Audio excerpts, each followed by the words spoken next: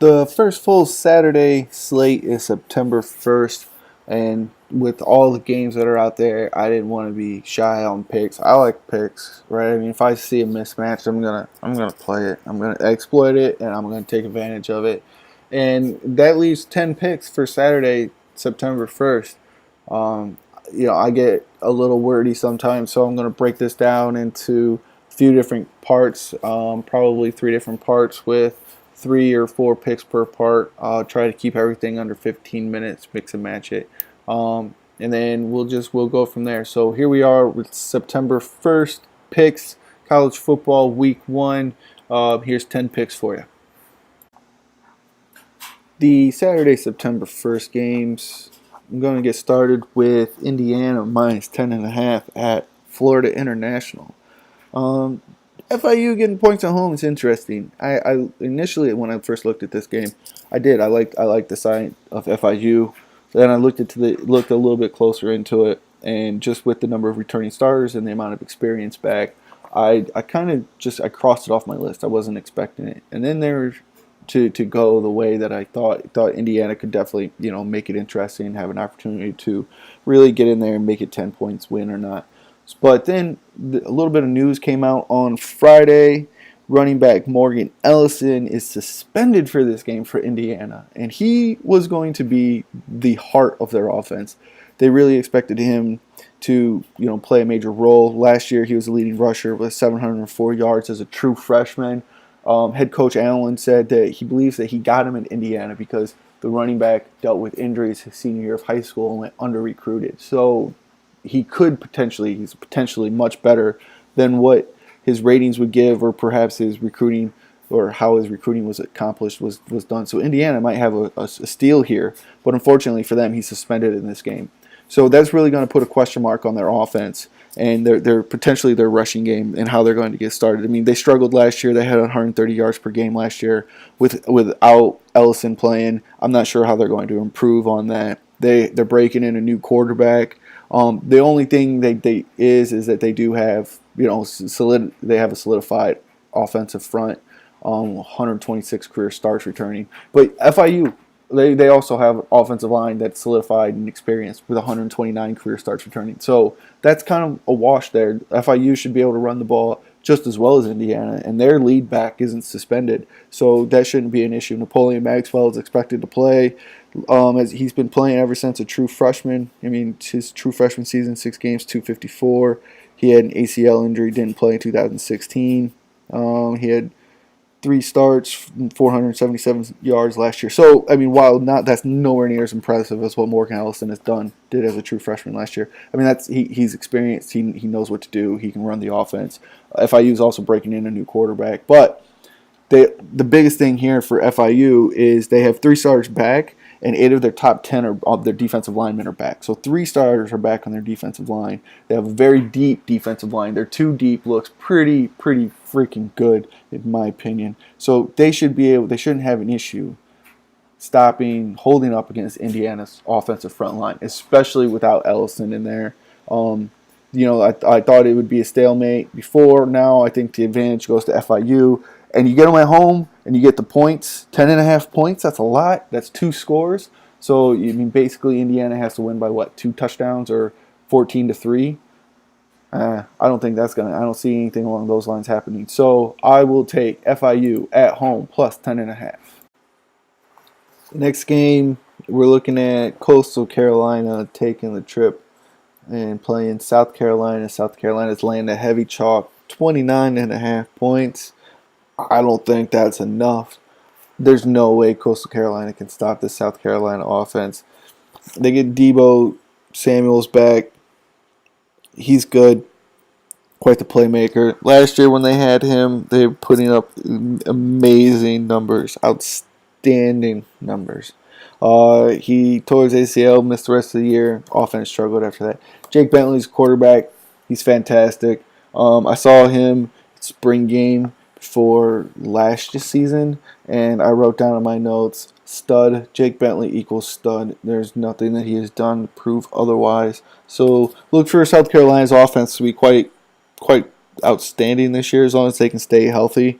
If you look at South Carolina, they have 71 career starts back on the offensive line. That's not going to be, that's not great. There's 3 returning starters, but they got a future draft pick here, Zach Bailey. So they got an anchor, they got the playmakers. So right, what's not to love? And this is a Will Muschamp team, so the defense is going to be there. That's the thing here. How is Coastal Carolina going to score? It's not can they stop South Carolina, because we know that they can't.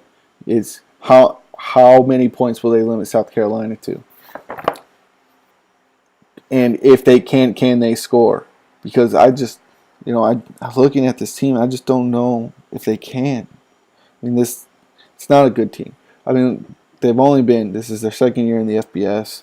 It's not like they were terrible in FCS, but it's quite a different ball game playing up here with the big boys. They have 12 returning starters. They're breaking in a new quarterback. They got 66 career starts returning on the offensive line. The defense gave up 411 yards last year. 411, 170 rush, 241 pass. They were -7 in turnovers. That's not going to help them in this game. South Carolina was +11 in turnovers last year. Now, normally, right, that there's reversion to the mean. You would expect different outcomes, but when you have, the Giant versus David, what are the odds that David can slay the Giant every year? He can't, and this year's not going to. This isn't going to make any difference. Here's South Carolina 17-1 in season openers. The only loss is to Texas A&M. They're also 17-1 all time versus Sun Belt teams, and the only loss was to Appalachian State in 1975. So nothing great there. They're 25-22 against the spread versus non-conference teams in the last 10 years. 500, 27-27 as a home favorite. Last year, Coastal Carolina, they're pretty much underdog. They did cover last year, 3-1-1 as an away dog. Wouldn't expect that to happen anymore because they're 5-5-1 overall. So, maybe they were a little too undervalued last year. I don't know. It doesn't matter. 35-0, and this is you're cashing 31-0, 4 touchdowns and a field goal. You mean to tell me South Carolina can't score a touchdown every quarter? Just stop Coastal Carolina. It was Will Muschamp. Look at the defenses that he ran in Florida. Look at what he does here. Last year they gave up 20.7 points per game. Now it's in his second year. This is his third year here, right? I love third year head coaches. Third year their players are in. Their styles are embedded into the team. Players don't have to think about it anymore. They're reacting. They're just playing. So that means that they're so much faster. They're playing at a different level than before. They're not learning. They're reacting. They're just go. Boom, boom, boom. That's so much better on defense. Defense comes before offense. Coastal Carolina has a struggling offense. They have a struggling defense. South Carolina's defense is the strength of the team. I just don't think Coastal Carolina scores. Anyway, I've said it enough times already. South Carolina minus the heavy chalk at home up to 34. I'm safe taking South Carolina up to 34. The next pick for Saturday, September 1st is in the Marshall at Miami of Ohio -2.5 game.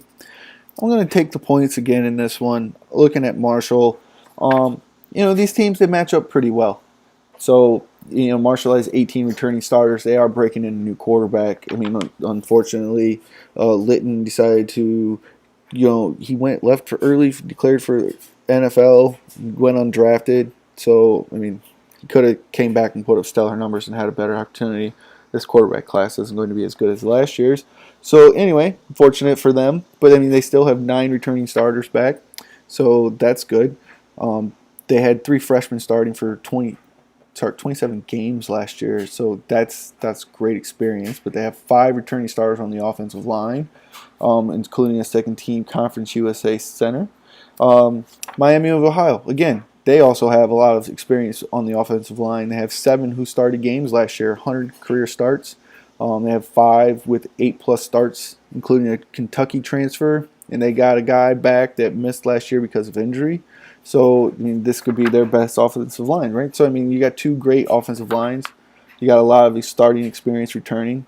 18 for Marshall, 16 for Miami of Ohio. So who has the worst defensive line? Well, I mean that's a great question too, because Marshall gets 7 of their top 10 back from last year's defensive line. They move a linebacker down to defensive end so they can get some speed with the rush going in there. They got 5 who started 7+ games last year, and then I mean, they could possibly have the Conference USA's best defensive line. And then if you look at the Max, they lose their top D lineman, but they get 6 of their top 8 back. 3 who started all 12 last year, and with most of their starters back, they should see improvement over last year's figures, which weren't terrible. I mean, a 4.5 yards per carry and 167 rushing yards allowed per game. I mean, that's not terrible, but it's not great. They could definitely do better than that. So to me, if you're looking at in the trenches, you have to give Marshall the advantage there, because Miami's defensive line needs to improve. Whereas Marshall has Conference USA's potentially best defensive line, and the offensive lines are washes. The experience, Marshall, you got to give the nod to Marshall, 18-16 there. Now, the biggest question mark the other question mark for me in this game, came down to Gus Ragland, quarterback for Miami of Ohio. Can he stay healthy? When 2 years ago, 2016, he came in, he was named the starter, he nearly led a comeback, and then he led them to 6 straight wins and got them to the bowl after they started 0-6. That's fantastic. High expectations last year. Didn't do much. He was injured. He was in and out of the lineup. Couldn't stay healthy. Couldn't stay consistent. So there's some issues there. Can he stay healthy? Can he stay on the field? And if he can, what is that going to mean for this offense? Will it mean that they'll continue to progress? Will they make progress? I don't know. There's too many question marks there. And you get a Marshall team that looks pretty solid all around. Yes, they do have some question marks at quarterback, but with all of this other talent that they have in, and plus they got around them in the offensive line, the defensive lines, the backfields, the 18 returning starters, and the fact that they're not dry, right? It's not completely bare. The cupboard isn't bare at quarterback. They got grad transfer from Wagner, Alex Thompson, who also had offers from Tennessee and Baylor. If that tells you anything about the guy's potential. The SEC and Big 12 offers there. So it's not like it's only Conference USA was his only option. He had the opportunity to go play at bigger levels, higher competition, and he chose Marshall because they give him a chance to win. And they say that he has NFL talent. So we'll see. He's a 2-year starter, and he's thrown for 2,400 yards in 2016. He was injured last year, but he's got a cannon for an arm. Let's see what he can do. I think Marshall goes in here. I think they pull the upset. I think they went outright. So I'll take Marshall plus 2.5.